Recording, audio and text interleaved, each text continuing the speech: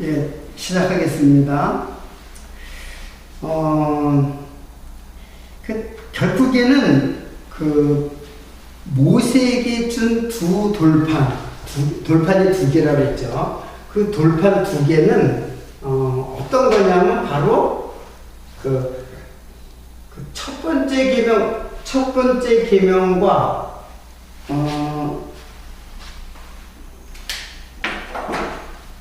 첫 번째 계명부터 다섯째 계명이 이제 돌판 하나에 이제 기록되어 있고, 그리고 여섯째 계명부터 10개의 계명이 또 돌판에 기록됐어요. 그러니까 모세가 돌판 두 개를 이렇게 가지고 내려왔잖아요.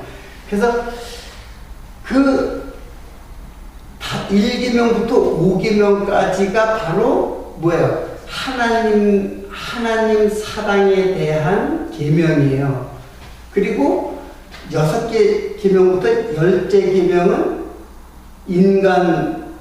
이웃이죠. 이웃 사랑에 대한 그 계명이에요. 하나님 사랑은 마음과 뜻과 목숨을 다하여 하나님을 사랑하고 이웃은 내 몸과 같이 사랑하라. 이게 이제 두 돌판에 담겨져 있는 뜻이에요.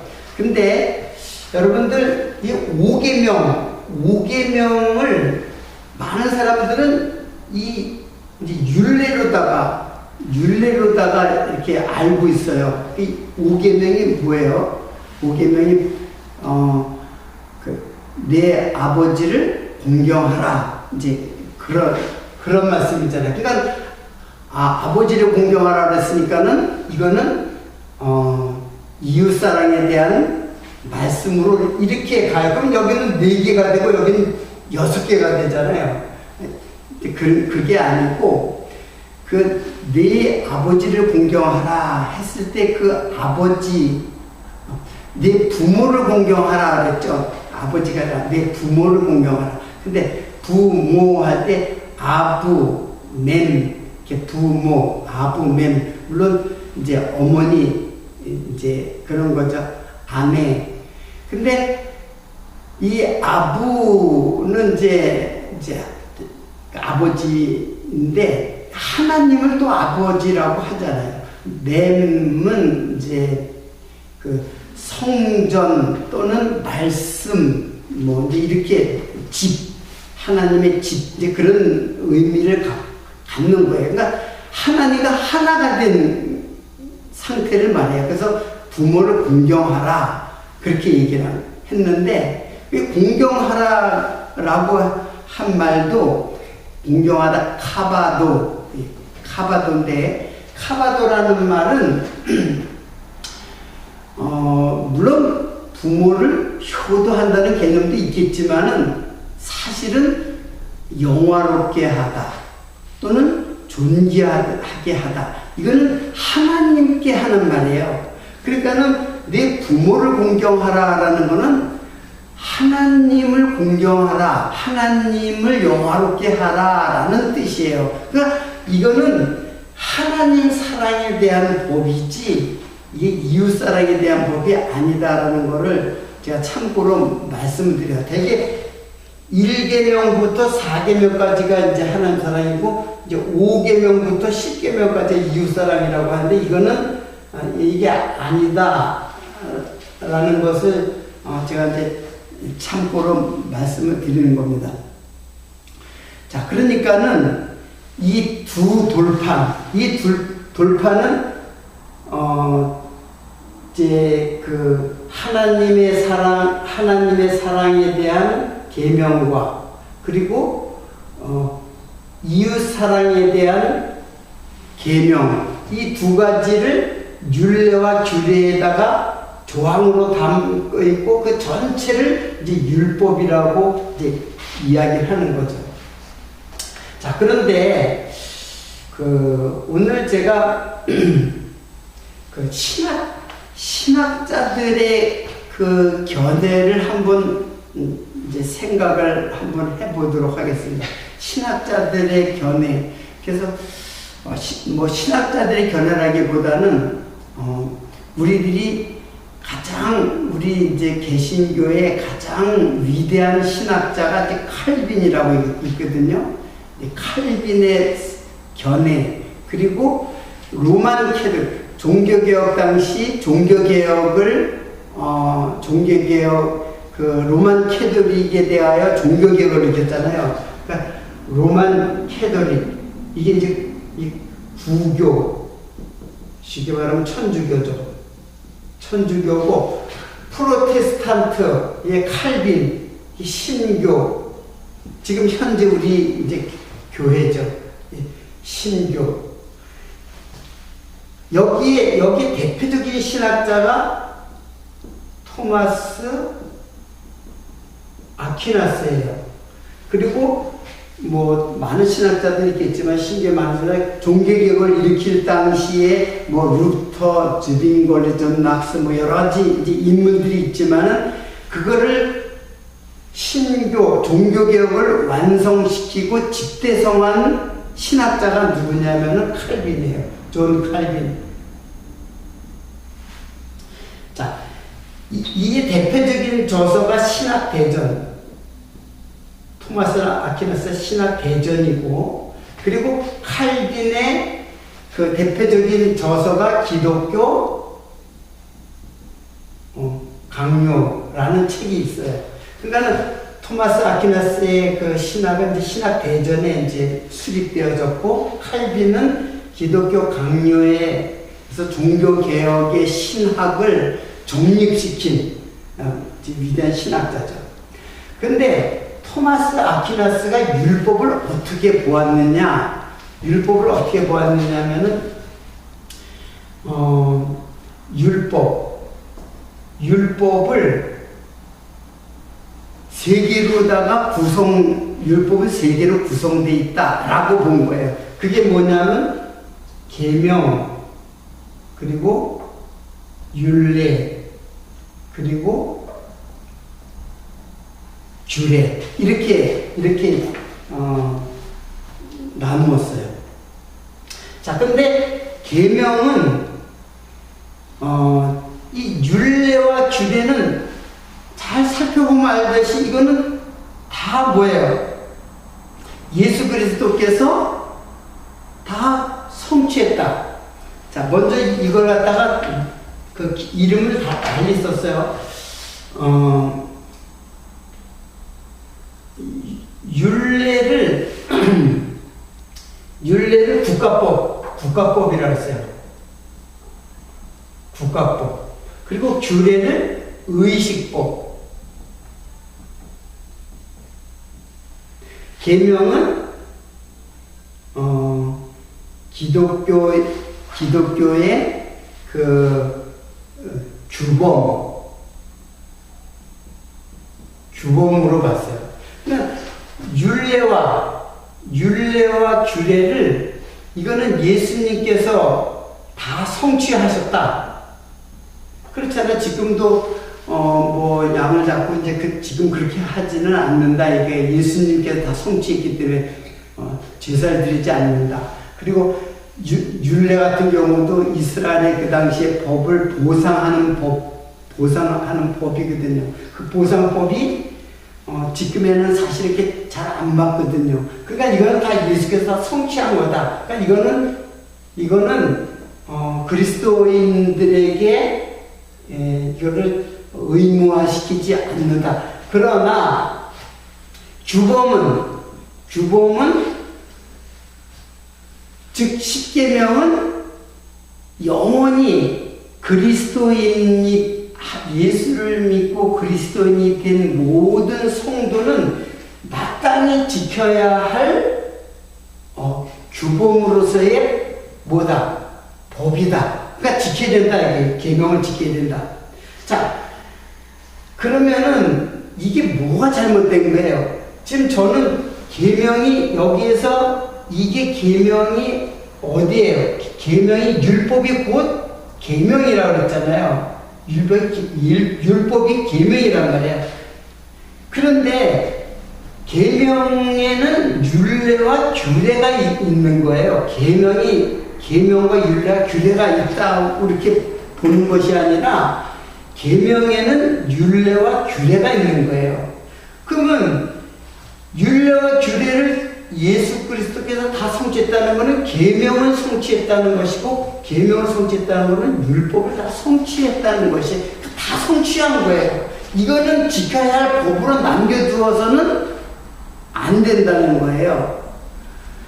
자, 이게 이제, 근데 토마스 아퀴나스는 이걸 갖다가 지켜야, 성도가 지켜야 할 규범으로서 마땅히 살아가면서 십계명은 꼭 지켜야 된다라고 토마스 아퀴나스가 이렇게 정리를 한 거예요.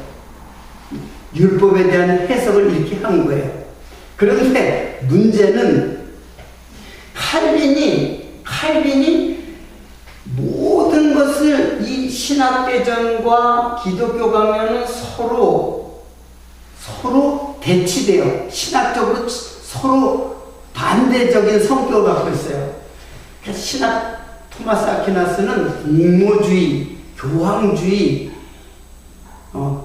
그렇게 해가지고 교회 중심주의 이런 식의 이제 신학을 펼쳤는데, 기독교 강요의 칼빈은 기독교 강요에서 공무주의 아니다, 이신득의 믿음으로 의롭다함을 얻을 수 있다, 이렇게 얘기를 한 거예요. 그리고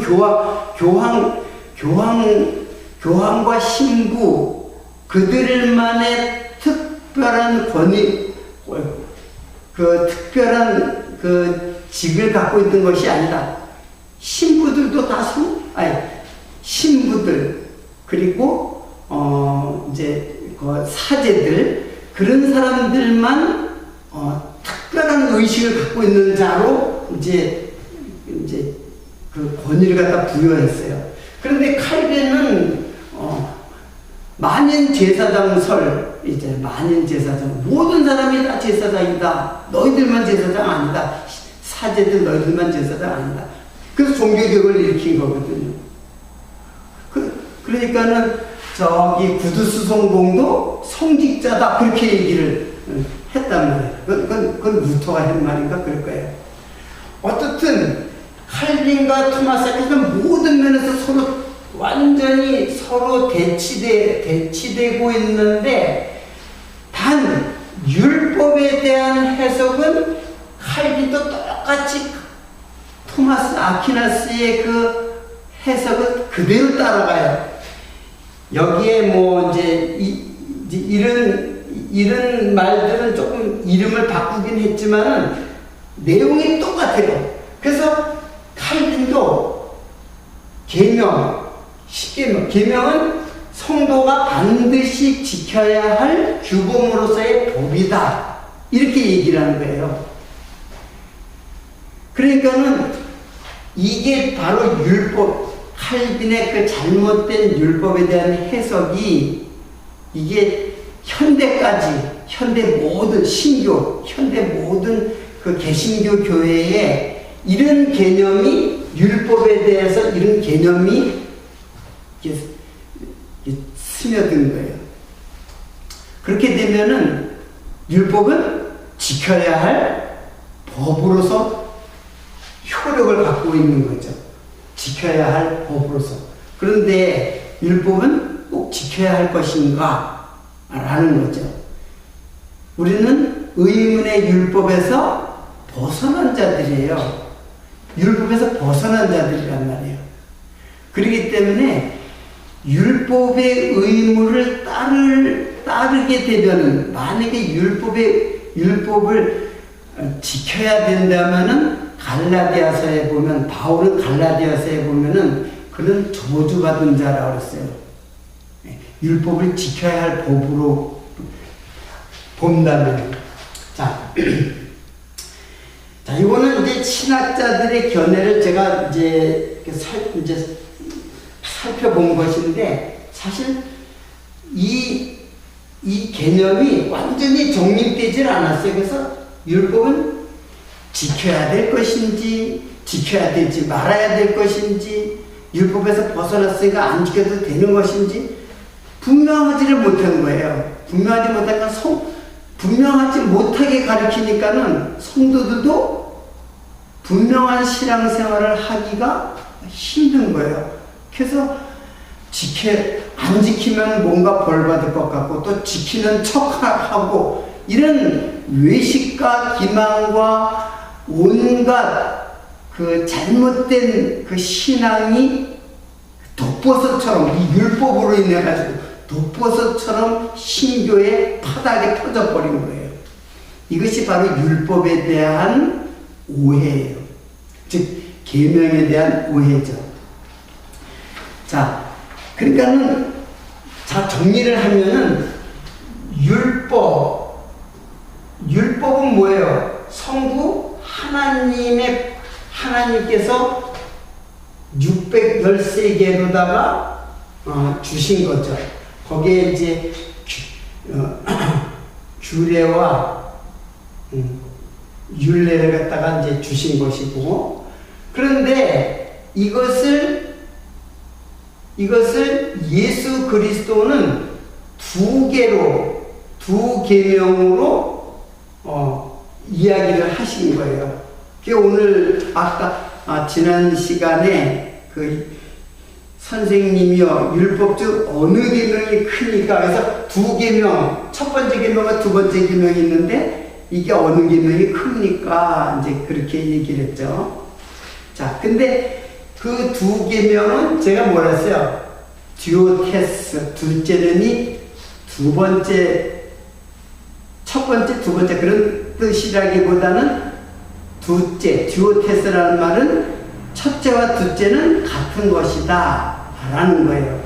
그래서 이것이 크고 첫째 되는 계명이요, 둘째는 그와 같으니 네 이웃을 내 몸과 같이 사랑하라 하였으니, 이 두 계명이 온 율법이에요. 이게 온 율법이죠. 온 율법과 선지자의 강령이니라. 온 율법의 강령이니라. 그러니까 율법과 선지자의 강령이라는 말은, 선지자도 율법이잖아요.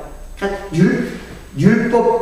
율법과 선지자 율법, 그러니까 율법을 말해요. 율법의 강령이 두 계명이라는 거예요. 근데 이 강령이라는 말이 무슨 뜻이냐면은, 이 강령이 크레만 뉘임이에요. 크레만 뉘임. 크레만 뉘임이라는 말은 이게 뭐냐면 매달려 있다, 매달리다. 이제 그런 뜻이에요. 이게 원래 강령이라는 말도 이게 이렇게 써요. 한자로 강령 이렇게 써요.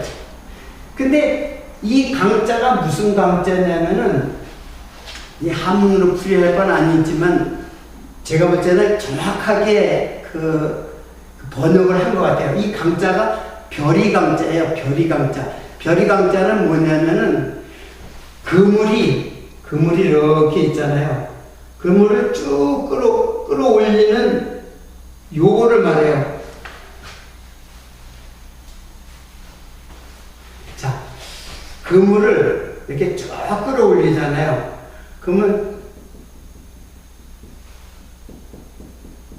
이렇게 그물이 있단 말이에요. 그 여기가 강해요. 여기가 별이 강자라고 해요.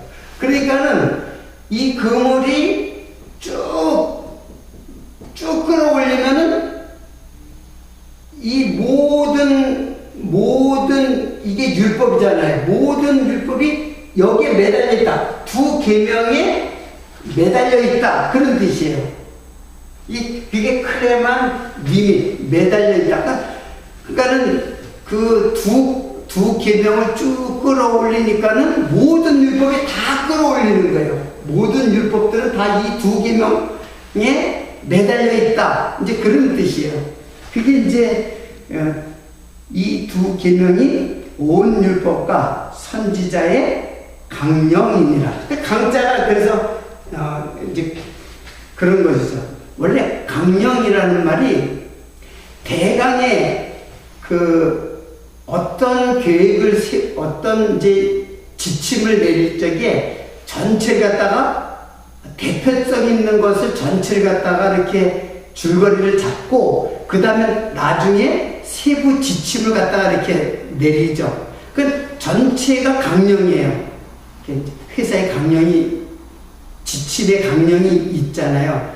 근데 그거는 전체적인 그 정신과 뜻을 담아서 강령을 만들고 세부 지침이 또 따로 있어요. 그러니까 강령은 지금 이 두 가지가 강령이고 세부 지침은 요거란 뜻이에요. 그러니까 지금 이거를 예수님께서 두 개로 만든 거예요.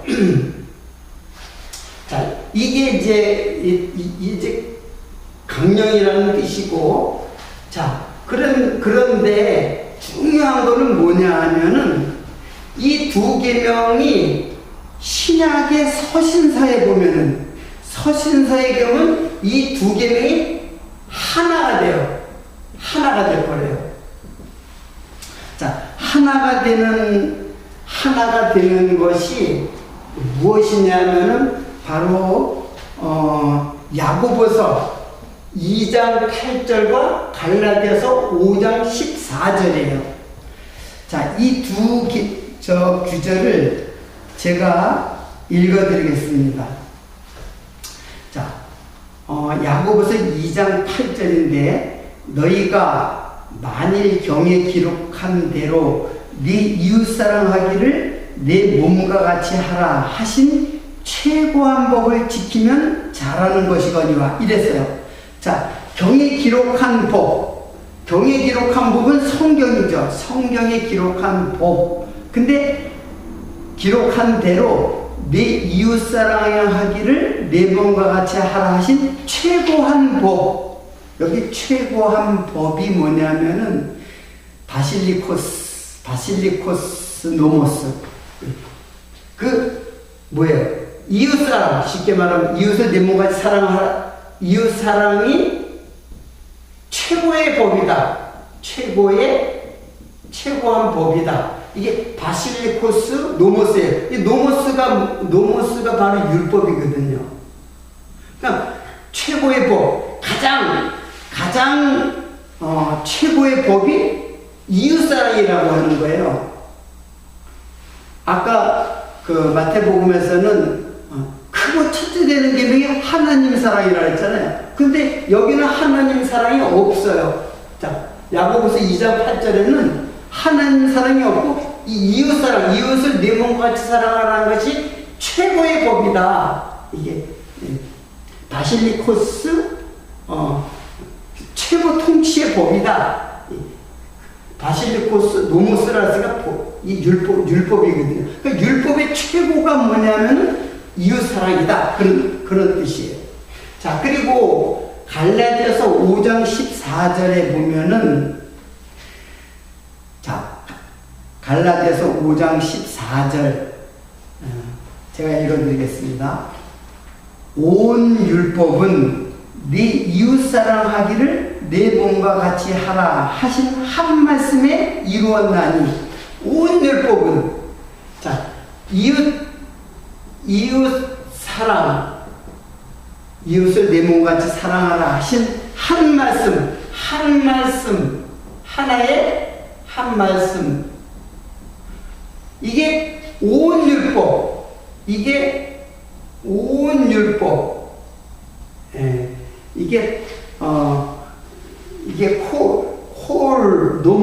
역시 노모스예요. 홀 노모스. 모든 율법이 한 말씀이 이루는데 그게 뭐냐면 이웃사랑이라고 하는 거예요. 자, 그러면은 정리를 한번 해보면은 지금 이 서신서들은 성령의 말씀이라고 보면 돼요. 성령의 말씀. 자, 그러니까는, 자, 이거, 여러분이 잘, 이해하도록 제가 이거 좀 칠판을 정리를 할게요. 자, 하나님의 율법, 이거는 뭐예요? 성부, 하나님의 말씀이죠. 그런데 이 말씀을 예수님께서는 성자, 하나님, 예수 그리스도께서는 이거를 613개의 율법을 이걸 2개로 만들고, 그리고 여기는 뭐예요? 성령, 하나님의 말씀에는 이게 뭐예요? 이웃을 내 몸과 같이 사랑하라. 여기에 다 이루었다는 거예요. 모든 율법이 다. 그냥 율법을 613개를 쭉 2개로 만들고, 이제 여기까지 이제 10개로 만드는 거죠. 구약은 다 10개로다가 집약된 거죠. 그래서 2개로 만들었던 것을 성령께서는 하나로 만들어요. 하나. 예, 하나로 만들어버려요. 자, 그래서 제가 그 성경의 구도를 세 파트로 나눈다고 하는 것은 모든 면에서 적용이 돼요. 성부, 성자, 성령. 그래서 구약의 율법, 예수 그리스도의 복음서, 그리고 신약의 서신서. 서신서는 즉 이게 하나님의 말씀이 예수로 성취되고 성령으로 완성이 될 것에 대한 약속이 담겨져 있는 거예요. 그게 바로 그 이웃사랑에 대한 그 하나님의 말씀이죠. 그러면 도대체 이웃은 이웃사랑인데 그 이웃은 도대체 무엇인가? 자, 좀 시간이 지났지만은 한 말씀만 더 보고 그 이웃이 누군가를 오늘 한번 생각을 해보도록 하겠습니다. 누가복음 10장 25절의 말씀인데, 누가복음 10장 25절 여러분 한번 찾아보세요. 누가복음 10장 25절에. 자, 이거 25절부터 37절까지 나오는 말씀인데 여러분들도 잘 아는 말씀이에요. 이게 바로 선한 사마리아인의 비유, 이제 이 말씀인데, 이제 이 말씀이 하시기 전에, 비유의 말씀을 하시기 전에 어떤 대화가 오고 갔냐면, 10장 25절이에요. 어떤 율법사가 예수께 이제 시험을 하려고 이제 예수님께 이제 물었어요. 선생님, 내가 무엇을 하여야 영생을 얻으리까? 그랬어요. 그때 예수님께서 율법에 무엇이라 기록되었으며 내가 어떻게 읽느냐? 그렇게 말씀하세요. 자, 율법에 뭐라고 기록되어 있느냐? 그리고 너 그 율법을 어떻게 읽느냐? 이 말씀은 율법에 어떻게 기록되어 있고 그 말씀을 어떻게 이해하고 있느냐? 어떻게 해석할 수 있느냐? 그런 뜻이에요. 그러니까 율법사가 그런 말을 해요. 율법에 뭐라고 기록됐냐니까는 내 마음을 다하여 목숨을 다하여 힘을 다하며 뜻을 다해 주 너의 하나님을 사랑하고 또한 내 이웃을 내 몸같이 사랑하라 하셨나이다. 이제 그러니까는 예수님께서 내 대답이 옳도다. 이를 행하라. 그러면 살리라. 그랬어요. 그러니까 율법사가, 잘 보세요. 율법사가 자기를 옳게 보이려고, 그런 말이 있어요. 29절이죠. 그 사람이 자기를 옳게 보이려고 예수께 여쭤는데, 그러면 내 이웃이 누구입니까? 그럼 이 말은 뭐예요? 자기를 옳게 보이려고 그 이웃이 누굽니까? 내가 그 이웃이 누군지 알면 내가 그 이웃을 내 몸같이 사랑하겠습니다. 라는 뜻을 갖고 있는 거잖아요. 그 말을 그대로, 액면 그대로 이웃을 내 몸같이 사랑하겠다라는 뜻을 가지고 이웃이 누굽니까? 그랬어요. 그랬는데 예수님이 그 즉답을 피하고 뭐라고 얘기하냐면 사마리아인의 비유를 말씀한 거예요. 자, 사마리아인의 비유는 여러분들이 잘 알기 때문에 제가 설명을 안 할 테니까 잘 보세요. 제사장도 지나가고 레위인도 지나가고, 그런데 사마리아인이 강도를 만나서 죽어가는 사람을 돌보아준 내용이잖아요. 그러니까는 예수님께서 그런 말을 이제 하는 거예요. 내 생각, 36절에 보면은 내 생각에는 이 세 사람 중에 누가 강도 만난 자의 이웃이 되겠느냐? 지금 이웃사랑 하고 있는데 누가 강도 만난 자의 이웃이 되겠느냐? 그렇게 물어요. 이웃이 누굽니까? 그렇게 물으니까는 누가 강도 만난 자의 이웃입니까? 그래, 이웃이냐? 이렇게 묻는 거예요. 자, 지금 레위인, 제사장 다 지나갔어요. 그리고 선한이라는 말은 없으니까는 그냥 사마리아인, 이 사람들은 강도 만난 사람, 만난 자, 죽어가는 자죠. 강도 만나서 죽어가는 자인데 이들은 다 지나가고 사마리아인이 강도 만난 자를 도와주는 거예요. 돌보아주는 거예요. 그러면 이 세 사람 중에서 누가 강도 만난 자의 이웃이 되겠느냐? 누가 강도 만난 자의 이웃이 되겠느냐? 이 사람들이 아니고 누구라 그랬어요? 자비를 베푼 자. 그러니까 사마리아인이 뭐예요? 이게 이웃이죠. 누구의 이웃? 강도 만난 자의 이웃. 강도 만난 자가 누구냐면 바로 우리가 바로 강도는 또 누구냐면 제사장과 레위인이 강도예요. 나보다 먼저 온 자, 이게 누구예요? 예수고, 나보다 먼저 온 자는 절도요 강도라 그랬잖아요. 강도를 만난 자의 이웃이 누구냐면 예수라는 거예요. 그러니까 이웃은 여기서 이 말씀을 통해서 이 비유를 했으니까 이 이웃이 누구냐 그러는데 그 이웃 사람인데 그 이웃이 누구냐 하면 바로 예수예요. 그러니까 하나님의 사랑은 하나님은 우리가 알 수도 깨달을 수도 없는 분이라는, 그러니까 예수님, 하나님으로 이 땅에 오신 예수를 사랑하는 것이 그게 하나님 사랑이다라고 하는 거예요. 자, 그러니까는 하나님 사랑과 예수 사랑은 같은 거라는 뜻이에요. 결론적으로 무슨 말씀인지 알겠죠? 하나님 사랑은 하나님으로 오신, 이 땅에 오신 예수를 사랑하는 것이 하나님 사랑이다 하는 거예요. 자, 오늘 말씀을 마치려고 하는데 그것에 대한 말씀을 제가 요한 1서에서 찾았어요. 이 말씀을 소개하고 오늘 말씀 마치도록 하겠습니다.